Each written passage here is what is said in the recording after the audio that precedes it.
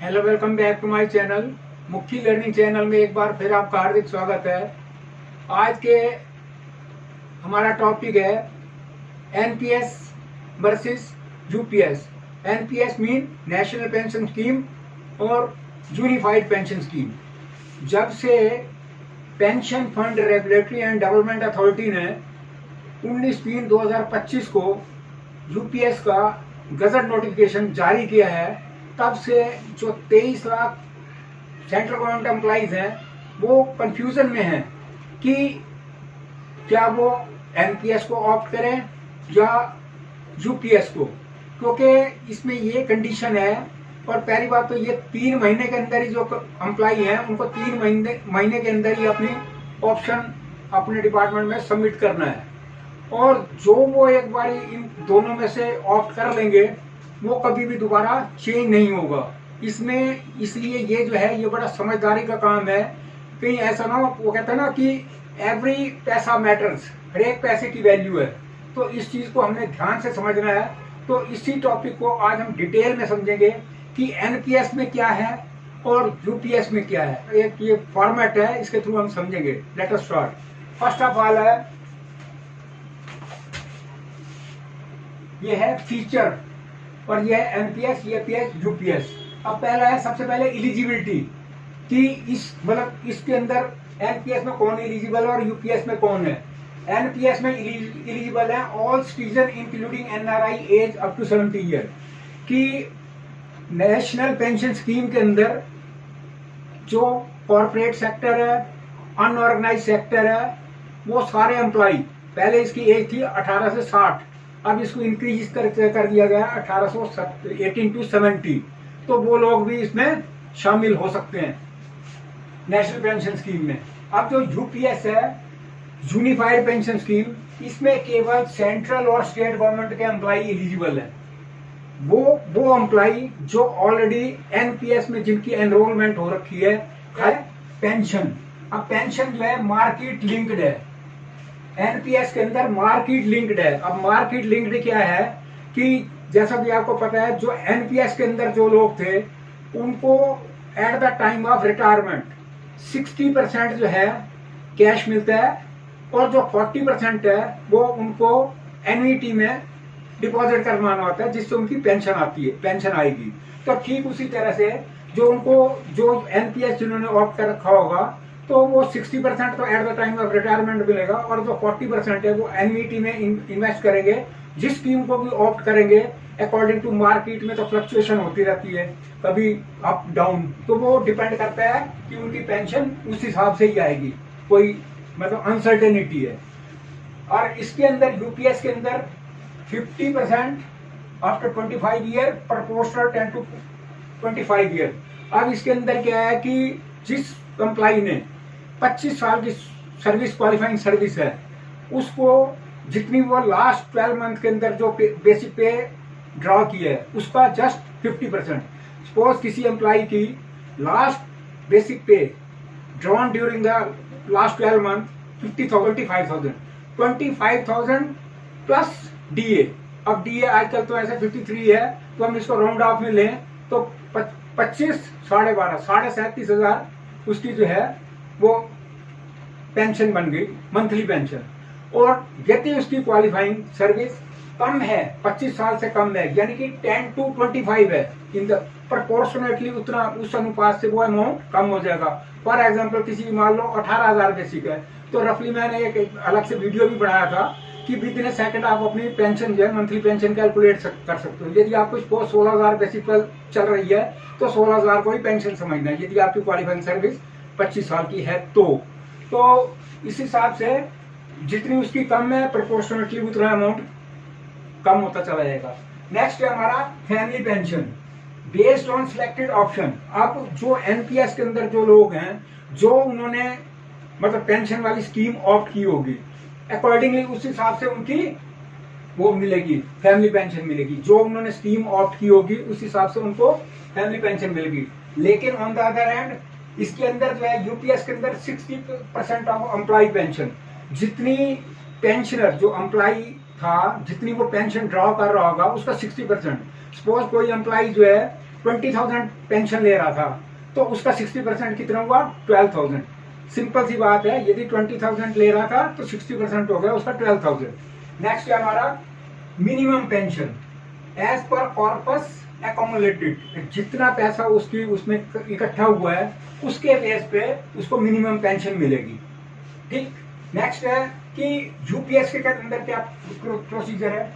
10,000 per month minimum pension जो है, यदि उसकी 10 साल की क्वालिफाइंग सर्विस में कर रखी है उस बंदे ने, तो 10,000 की पेंशन फिक्स है इररिस्पेक्टिव ऑफ बेसिक पे, चाहे उसकी बेसिक पे जितनी भी होगी, कम होगी या ज्यादा होगी, डज नॉट मैटर, लेकिन मिनिमम पेंशन जो है उसमें 10,000 मिलनी है।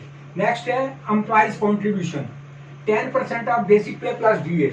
अब जो लोग न्यू पेंशन स्कीम में है तो उनका जो कंट्रीब्यूशन होगा वो होगा 10% प्लस डीए।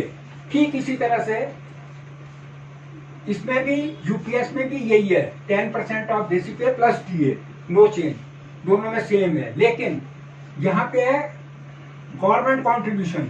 अब इसके अंदर जो है एनपीएस के अंदर गवर्नमेंट का कंट्रीब्यूशन है 14% और इसके अंदर है 18.50%, यानी कि 4.5% फालतू है।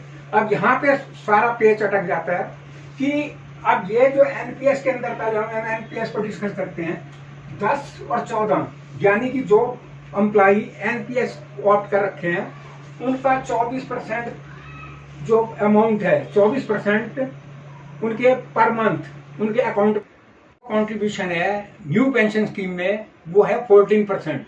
सपोज एक एम्प्लॉई है जिसका जन्म 2000 में हुआ और 28 साल के बाद वो गवर्नमेंट जॉब में आ गया, यानी कि 2028 में जॉब लगी और वो उसकी रिटायरमेंट जाके होगी कहीं 60 में।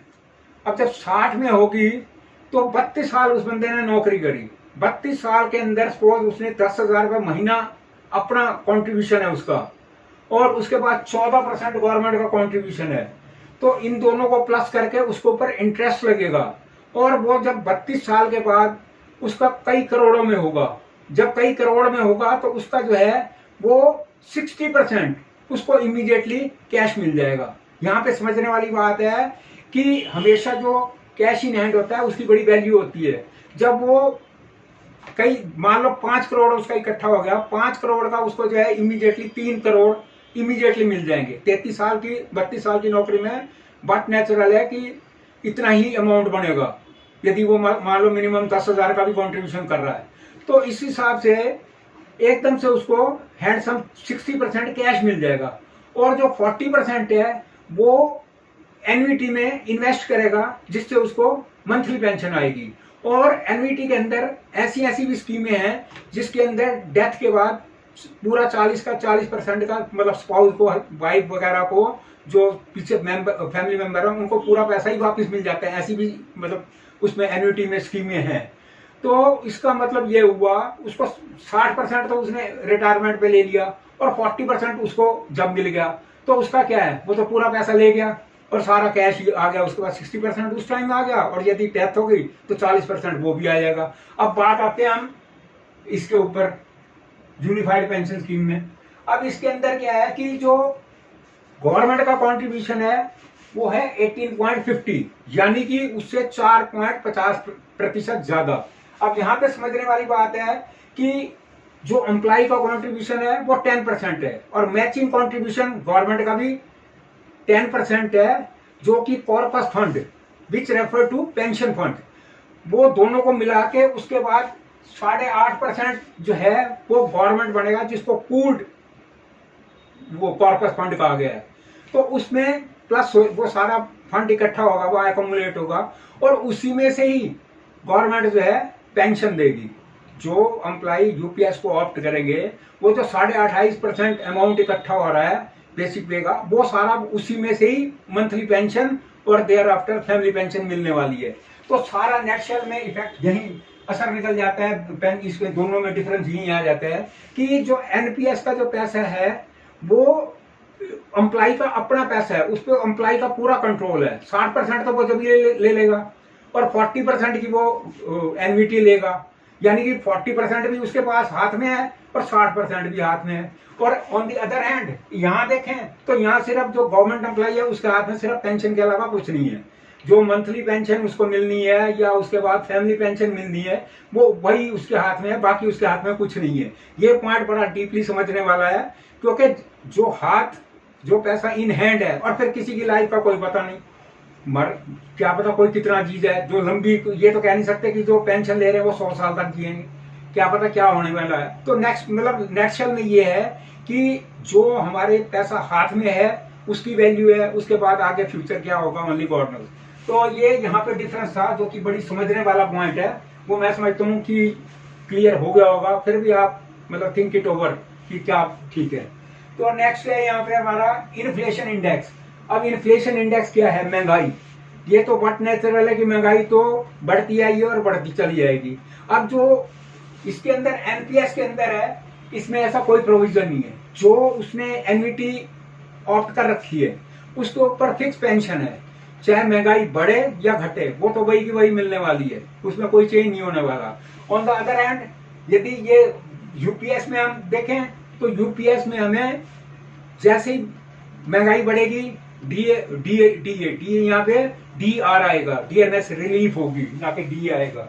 तो डी आर है डीएनएस रिलीफ। जो वर्किंग एम्प्लॉय होते हैं उनको डीएनएस अलाउंस मिलता है, और जो रिटायर्ड होते हैं डीएनएस रिलीफ मिलता है महंगाई भत्ता।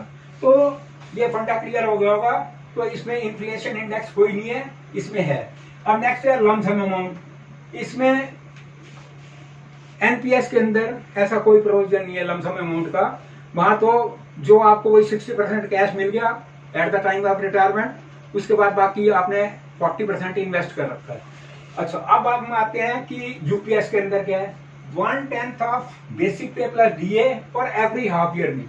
हर एक 6 माही के 1/10 आपको मिलने हैं। फॉर एग्जाम्पल आपकी बेसिक पे 50,000 है, डीए 25,000 है, 75,000 होगी, उसका 1/10 कितना हुआ? 7,500। मान लो इसको हमने हाफ ईयरली में कन्वर्ट कर लेना है, तो मान लो आपके 5 साल की जॉब है, तो 5 दूनी 10, 7500 को 10 से गुणा करो तो वो आपके पास 75,000 रुपए यानी कि आपका लमसम अमाउंट बना है। तो नेग्लिजिबल अमाउंट आज की डेट में, लेकिन आने वाले टाइम में आज से 20-30 साल में बड़ी इसकी वैल्यू रहेगी। आज की डेट में हमें बहुत छोटा अमाउंट दिखाई दे रहा है लमसम अमाउंट, लेकिन ये भी मीनिंगफुल है, ऐसी बात नहीं है, हम इसको इग्नोर नहीं कर सकते। नेक्स्ट है gratuity. NPS new pension scheme के अंदर ग्रेचुइटी मिलेगी। रिटायरिंग ग्रेचुइटी जो है 3 तरह की है, रिटायरिंग ग्रेचुइटी, डेथ ग्रेचुइटी और रेजिडरी ग्रेचुइटी। एक सर्विस ग्रेचुइटी होती है, वो जिनकी 10 साल से कम सर्विस होती है वो उन पे अप्लाई होती है। तो ये तीनों तरह की ग्रेचुइटी मिलेगी। और यूपीएस के अंदर भी तीनों तरह की ग्रेचुइटी मिलेगी।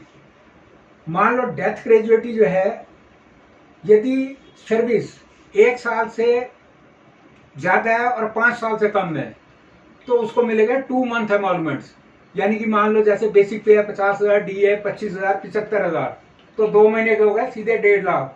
और यदि सर्विस जो है 5 साल से ज्यादा है लेकिन 11 साल से कम है तो उसको मिलेंगे 6 टाइम एमॉल्वमेंट्स, यानी कि 4.5 लाख रुपए उस केस में 75,000 इंटू 6।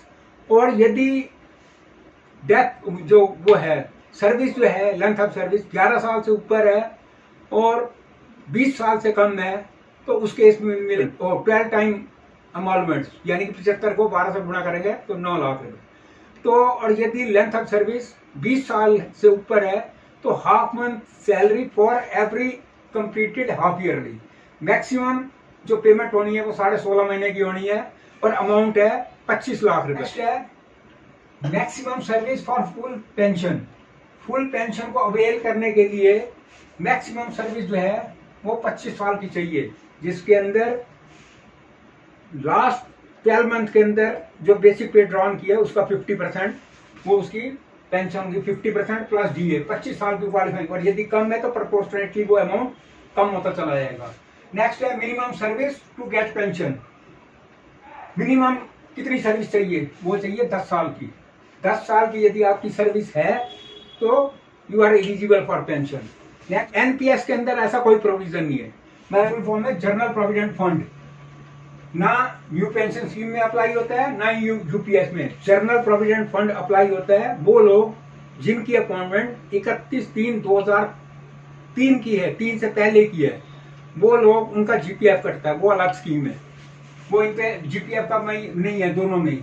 अब है commutation allowed up to 60% of the amount. ये पॉइंट समझने वाला है कि कम्यूटेशन अलाउड यानी कि कोई बंदा यदि अपनी जो अमाउंट एकोमुलेट हुआ है रिटायरमेंट पे, अब यहाँ पे जो एनपीएस न्यू पेंशन स्कीम के अंदर है वो अपना 60% ले जाएगा। 60% यूनिफाइड पेंशन स्कीम के अंदर भी अलाउड है, वो भी अपनी पेंशन जो है चाहे तो 60% तक निकाल सकता है। सपोज कोई आदमी 50,000 पेंशन मंथली ले रहा है और वो 30% जो है कम्यूट करवा लेता है। अब उसका नुकसान क्या होगा कि 15,000 रुपए जो है वो उसके कट जाएंगे। अब जो उसकी मंथली पेंशन होगी 50 की बजाय 35,000 रुपए हो जाएगी। ये इसमें सबसे बड़ा ड्रॉबैक है कि मेनली जो है यदि उसमें से कितने 30% 15% जो भी वो निकालेगा ना, सीधा उसका जो मंथली पेंशन आ रही है उस पर इफेक्ट पड़ने वाला है।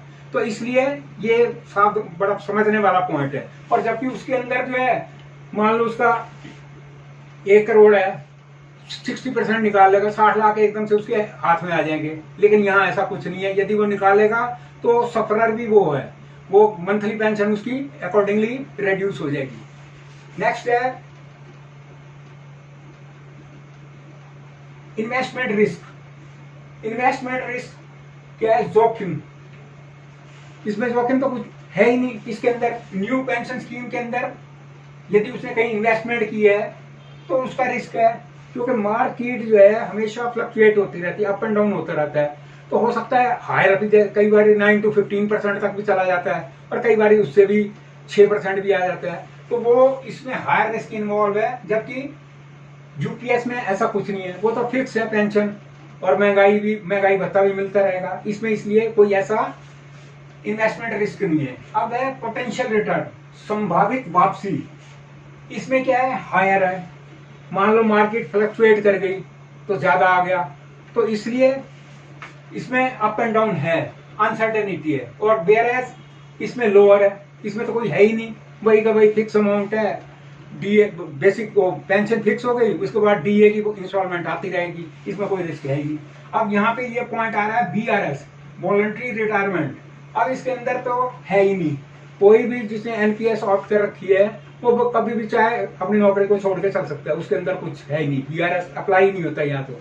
और इसके अंदर यूनिफाइड पेंशन स्कीम में तो है 25 साल के बाद यदि उसको फुल पेंशन लेनी है तो वो बीआरएस के लिए ऑप्ट कर सकता है, लेकिन कर तो ले, लेकिन उसको जो टर्मिनल ड्यूज हैं यानी कि जो उसको बेनिफिट मिलेंगे only attaining the age of superannuation, जब वो 60 साल का हो जाएगा तब मिलेंगे। अब इसमें सबसे बड़ा ड्रॉबैक है, सपोज एक आदमी है उसने 47 साल की एज में बीआरएस ऑप्ट कर ली, अब मतलब ये है कि वो पहले 13 साल वेट करता रहे कि मेरे को पेंशन की, ये सबसे बड़ा ड्रॉबैक है इसमें। तो नेक्स्ट है टैक्स बेनिफिट। एनपीएस के अंदर जो है अंडर सेक्शन 80CC(d)(1) के अंदर टैक्स बेनिफिट है। एनपीएस के अंदर जो 60% अमाउंट उस एम्प्लॉय को मिलेगा at the time of retirement, तो उसको सेक्शन 80CC(d) के अंदर D(1) के अंदर एग्जेम्पशन मिलेगी। और यूपीएस के अंदर अभी ऐसा डिफाइन नहीं किया गया है कि क्या स्टेटस रहेगा। अब है विड्रॉल अलाउड, यानी कि जो एम्प्लॉय हैं वो जो उनका कॉर्पस है उसमें से मतलब 3 बार जो है वो अपने उस कॉर्पस में से विड्रॉ कर सकते हैं। तब तक up to 25% for specific purpose. ये बात हो रही है न्यू पेंशन स्कीम के अंदर, वो 25% जो है स्पेसिफिक पर्पस के लिए विड्रॉ कर सकते हैं। पहला है हायर एजुकेशन फॉर चिल्ड्रन, बच्चों की हायर एजुकेशन के लिए। नेक्स्ट है परचेज ऑफ हाउस, मकान खरीदने के लिए। थर्ड है medical care for self, one self, अपनी बीमारी के लिए या family. Withdraw up to 3 times during the entire service after an interval of 5 years। कि पूरी सर्विस के अंदर 3 बारी 5-5 साल के इंटरवल के उसमें 25% जो है, जितना अमाउंट अक्यूमुलेटेड है उसका 25% दे कैन विड्रॉ। अब बात आई यूपीएस में, यूनिफाइड पेंशन स्कीम में भी ऑलमोस्ट वही है कि 25% जो है वो स्पेसिफिक पर्पस के लिए विड्रॉ कर सकते हैं। नंबर 1 है परचेजिंग ऑब्लिक कंस्ट्रक्टिंग ए होम, मकान खरीदने के लिए या मकान को बनाने के लिए। नेक्स्ट है चिल्ड्रन हायर एजुकेशन और मैरिज, बच्चों की हायर एजुकेशन के लिए या शादी के लिए। कवरिंग मेडिकल एक्सपेंसेस या फिर बीमारी के लिए। फिर इसमें एक लास्ट है स्किल एनहांसमेंट, अपनी स्किलनेस को बढ़ाने के लिए वो जो है विड्रॉ कर सकता है। इसमें भी सेम कंडीशन है, ये है ना withdraw up to 3 times, ditto जो कुछ इसमें है वही इसमें भी वही है कि वो 3 टाइम जो है ड्यूरिंग सर्विस पीरियड विड्रॉ कर सकता है अप टू 25%। तो आज की इस वीडियो में मैक्सिमम कोशिश की गई है उनको डिफरेंशिएट करने में। फिर भी यदि कोई इससे रिलेटेड आपकी क्वेरी हो तो कमेंट्स बॉक्स में जाके रेज करें, और यदि वीडियो पसंद आई हो सब्सक्राइब करें, शेयर करें, लाइक करें और कमेंट्स करें विदाउट एनी हिच, आपको प्रॉपर रिप्लाई मिलेगा। Lot of thanks for viewing.